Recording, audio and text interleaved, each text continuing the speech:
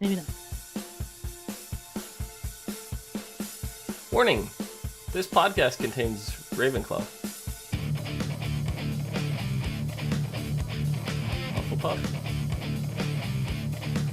Slither. The Philosopher's Stone.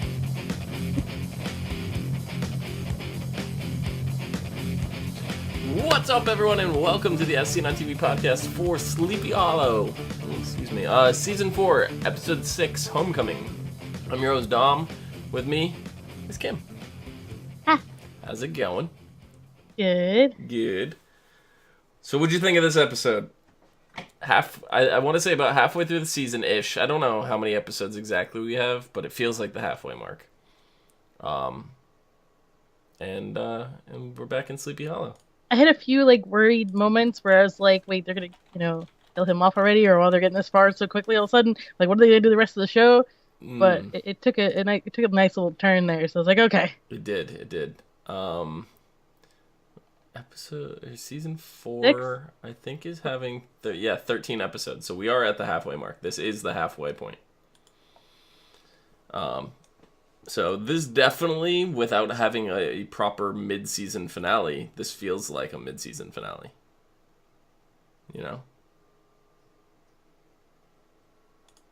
This is the halfway. Big bad, almost defeated, kind of deal. Heroes all think the big bad is defeated. Which... It's true, they do think that he's... Yeah, which, I mean, up to this point with Dreyfus, I was just like, this villain is a little kind of lackluster. I like that he's grounded in reality. Like, he's not a supernatural creature. He's a human being using his power, money, and influence to gain access to the supernatural. Really like it. But I just, up to this point, I was like, I'm not feeling it. Not feeling it.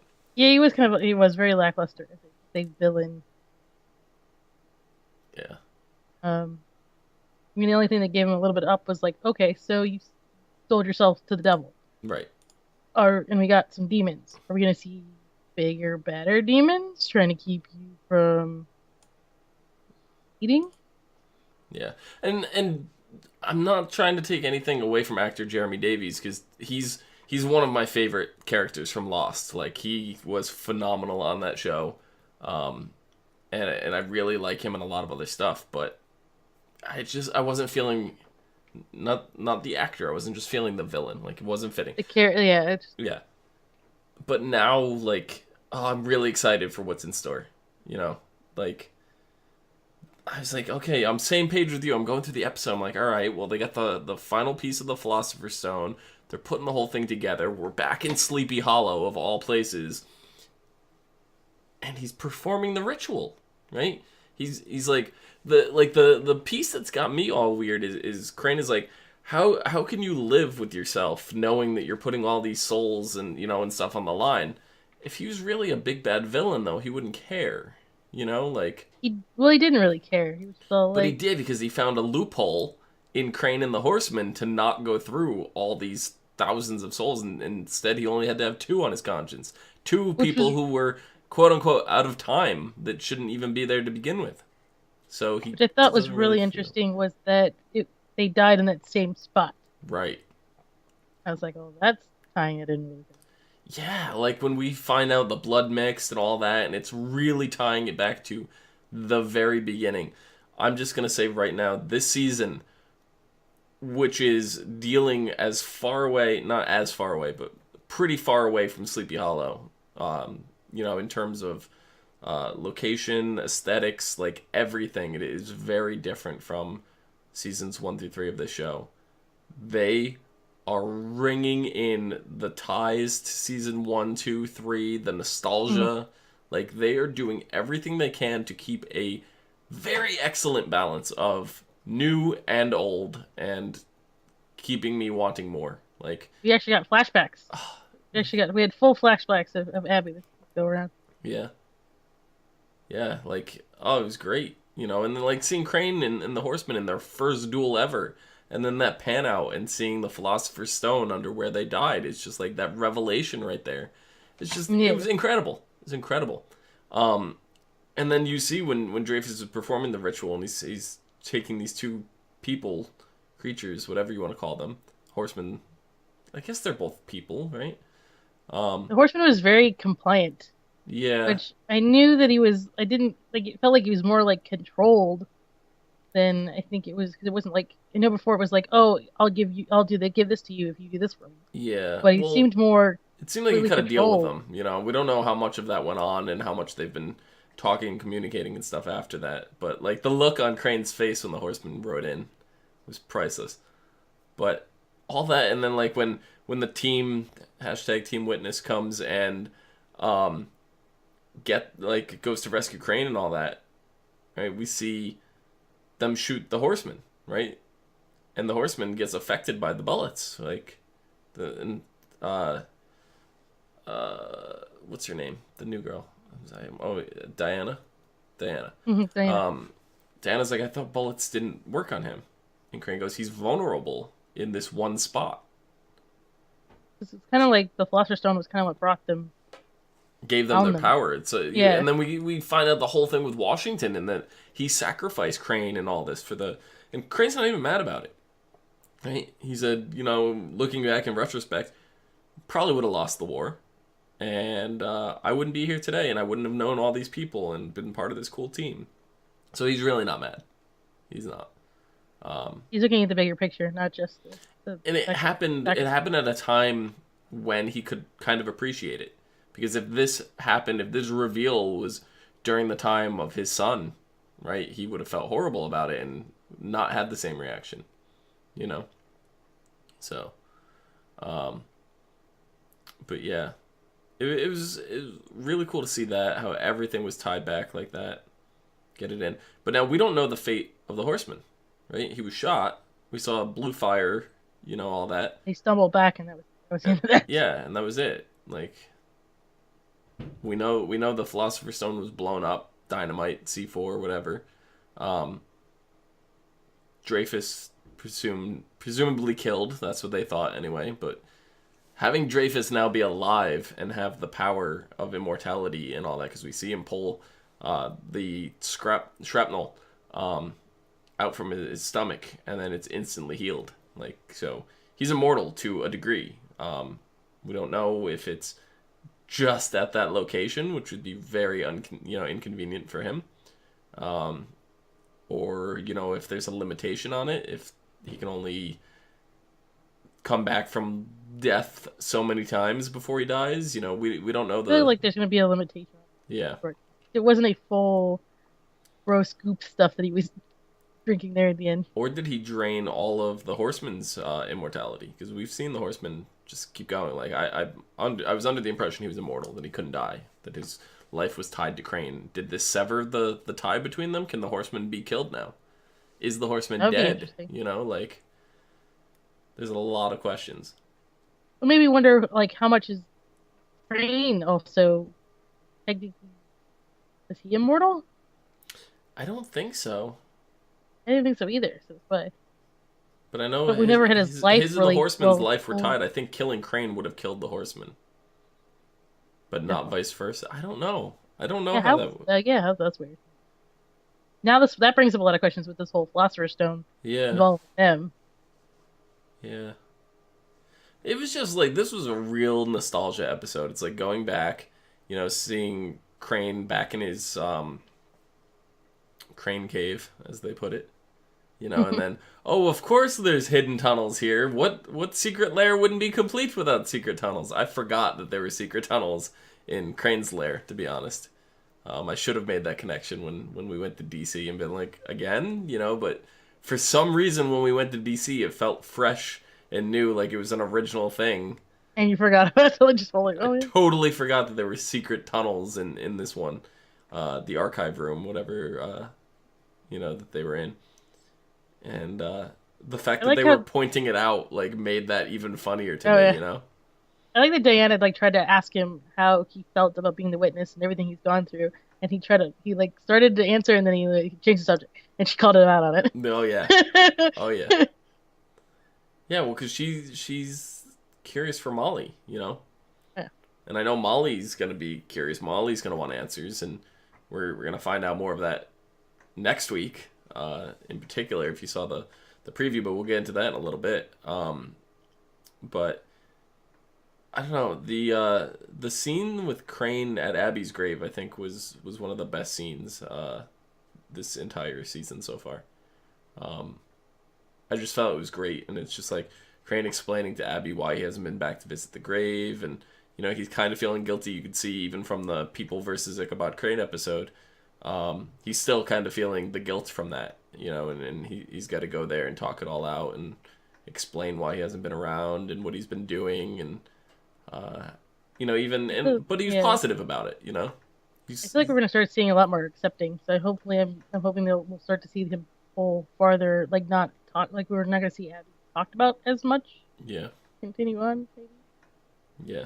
And as Brian points out, I want one of those Headless Horseman bobbleheads. Very contradictory toy right there, or item. But yeah, I would love one. Love one. And Crane puts it on Abby's grave. It's hysterical. It's like when you cut...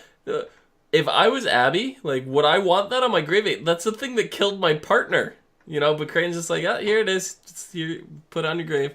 Like, I get it. There's nostalgia, and it's funny. It represents something different than just that to them. Because it represents the fight and the struggle and everything. But the fact that the town of Sleepy Hollow is mass producing bobblehead headless horseman figures is amazing. And I started thinking while this was airing, I go, do they make Sleepy Hollow pop vinyl figures? Because I would love a Headless Horseman Funko Pop. Did you find him? I don't know. You never looked? I never looked. Oh, here we go. Looked. So Kim's gonna look right now, but that needs to happen. I need a Headless Horseman one in my life. Okay. Sorry, I think accidentally playing in the background there all of a sudden. Oh, but yeah, no, it. I need that. If I can't get the bobblehead, the next best thing is the Funko Pop vinyl. So. Is there? Please tell me. The way you're laughing. It's not the shows though. It's the like, remember the movie? Oh yeah. Yeah, okay. It's cool looking though, because it's got the horse and he's got a pumpkin head. That's cool. Yeah. Oh, I know. I want one from the show. Get it to me. But you have Abby and Crane and Jenny, but yeah, not the Headless Horseman. That's unfortunate. Yeah, the movie ones get the pumpkin head. Yeah, it's all the movie ones. Yeah. They're cool looking though. But apparently the movie head, the head comes off. Yeah, it does. That's cool. Yeah, it's the pumpkin. And then there's actually like this nice really big. Yeah, that's kind of cool.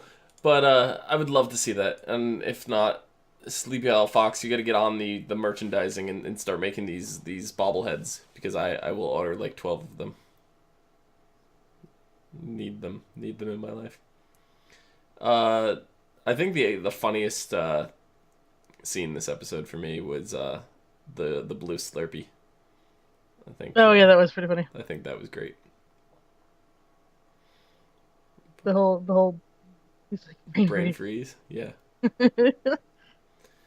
And we also had a Sphinx. The Sphinx was really cool.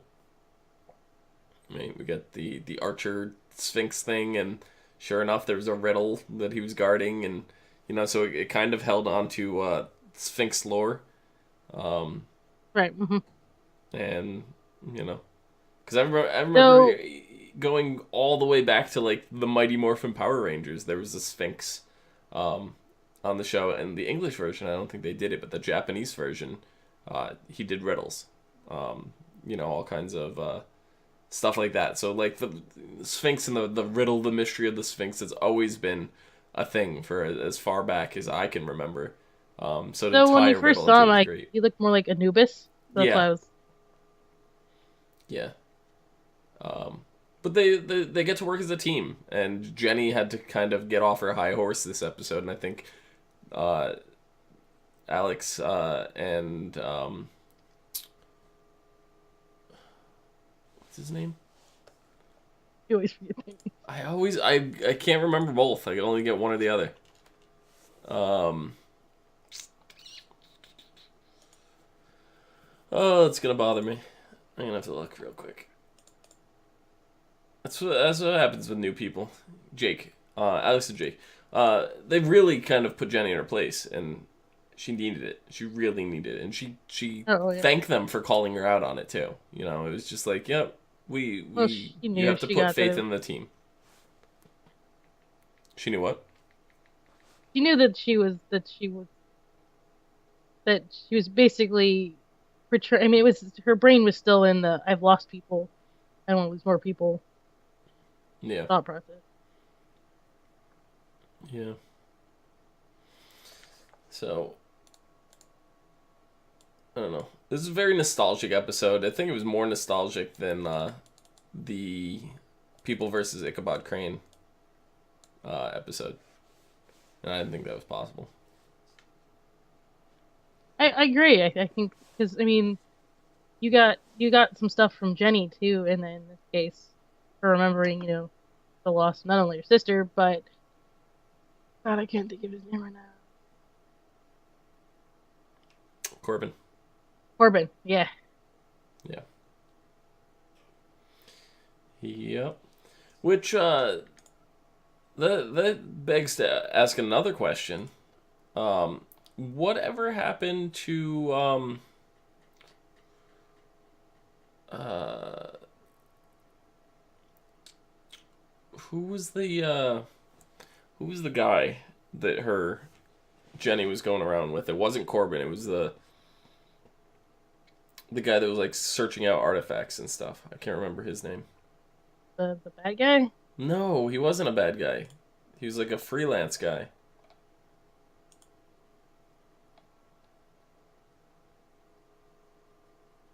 Nick Hawley. Whatever happened to Nick? Nick just like disappeared out of nowhere. You do not know. Do you not remember Nick Hawley?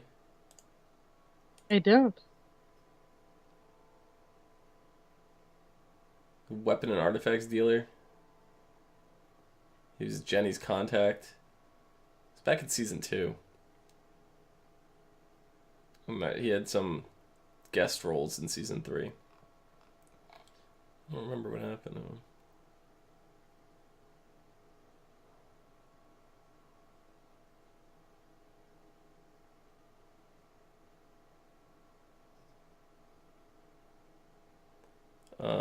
So the last time we see him, Holly was socializing at a bar till Jenny and Ichabod sought him out of aid. Both warned him of the end of days to come, since Moloch had risen. Just as he began doubting the truth, Holly witnessed hailing blood and was quick to change his mind. He decided to help by rounding up his weapons. With the help of Katrina's magic, he revitalized them, giving them the effects they once possessed. Meanwhile, the others went to ward off Moloch's army. He stood behind to keep an eye on Abraham Van Brunt. And then we never saw him again. So, it's been a while. I guess his last appearance was season 2. Season 2, episode 14. So, I don't know. Nick is definitely a character that I want to know what happened to. He just kind of up and vanished. I would love to see him come back. And then it goes without saying Orion. We need something from Orion. Oh yeah, that would be nice to. I mean, a blip. Here's a blip. Yeah. And as we continue to keep seeing demons, I mean, we're talked about the devil, so it definitely be something. It's like, so God, you got the devil. You gotta get angels there too, right? Mm-hmm. Yep. I don't know. You have anything left for this episode? This episode was fantastic. It felt like a mid-season finale, and being the middle of the thing, I almost feel like it should have taken like a week or two break just to kind of let it sink in. But it's going straight through. We're continuing on. We have at least dates for 3 more episodes with no break in between. So I hope it just runs straight through at this point. If we're not going to take a break now, at the time where I feel like we should be taking a break, that it should just run straight through. I mean, to leave it with him, like, okay, so our big bad has now become immortal. This is going to be interesting. Yeah. It's definitely going to be interesting. So, I don't know, you have anything else for this episode? No, I'm just, I'm interested in what happens now. Yeah, well, now we get to see a little more of Molly, what goes on. Next episode is called Loco Parentis. Oh, and I just want to point out, Crane did mention that he was going to go check out the new Harry Potter attraction at. Oh yes, the. Yeah, he had ordered all the Hufflepuff or Ravenclaw. He ordered all the Ravenclaw stuff online, and he was going to wear it and go down to the amusement park. Yeah, it's amazing. But yeah. But anyway, next episode, Loco Parentis. Just before Molly's 11th birthday, her father returns from duty. As Diana begins to wonder if her ex might be ready to be part of his daughter's life full-time, the team has a shocking realization. That's it. So, very short synopsis. So, it's gonna be interesting to see if this father figure. Yeah, I mean, in the preview, if you saw the preview, it looked like Molly disappears. Right, Molly goes looking for answers questions, something about the witness. And they look in her sketchbook and they find something, and they realize that she's been researching some stuff on her own. So I think now, with knowing that, and then the fact that her father's coming back, the two seem coincidental, and I don't think it's really going to be her father. I think it's going to be something supernatural. Not that her father is supernatural, but I think something supernatural is posing as her father. Oh, okay. Well, but it is interesting that all of a sudden it sounds like he has not been involved. Yeah, well, it also sounds like he's been away on duty, so we don't know at what point he left. We might. I just can't recall. So military. Yeah, so it seemed like he may have not been responsible, may have not been ready, all this stuff, and then went off military, tried to get himself straightened out. If he's coming back and it really is him at this point, he's off duty, he may, try to go and pick up his family and be a family man again. Give him the benefit of the doubt.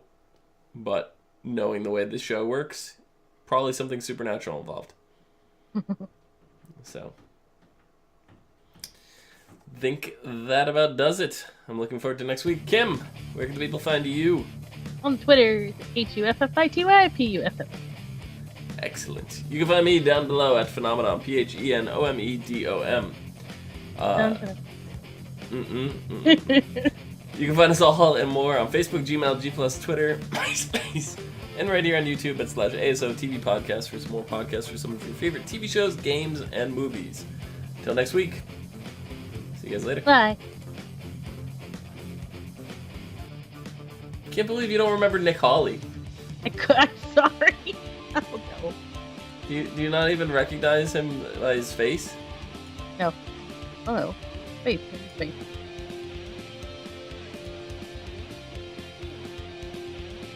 Nope. No! Nope. You have a homework assignment. Go back and watch season 2.